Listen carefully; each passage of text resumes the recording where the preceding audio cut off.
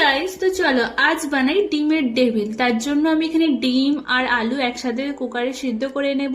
তো আমাদের ডিম আর আলু সেদ্ধ হয়ে গেছে। আর পুর বানানোর জন্য আমি কড়াই নিয়ে নেব তেল, পেঁয়াজ কুচি, রসুন কুচি, কাঁচা লঙ্কা কুচি, আদা গ্রেট করা 1 চামচের মতো, হলুদ গুঁড়ো 1 চামচ, জিরে গুঁড়ো 1/2 চামচ, গোলমরিচ গুঁড়ো দিয়ে ভালো করে নাড়িয়ে নেব। দেন সেদ্ধ করা আলু দিয়ে খুন্তি দিয়ে ভালো করে এটাকে ভেঙে নেব।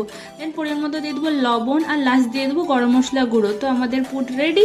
তো অন্য সাইডে আমি বাটিতে একটা ডিম নিয়ে নিয়েছি, পরিমাণ মতো লবণ আর গোলমরিচ দিয়ে ভালো করে গুলে নেব। তো এখানে ডিমগুলো এক এক করে সব পিস পিস করে কেটে নিয়েছি। দেন এখানে একটা ডিমের টুকরো নেব। তো আলুর পুরটা ওর উপরে ভালো করে লাগিয়ে নেব। আর তারপর আমি এখানে ডিমের গলার মধ্যে দিয়ে দেবো আর ব্রেড ক্রামে ভালো করে এটাকে মিক্সড করে নেব।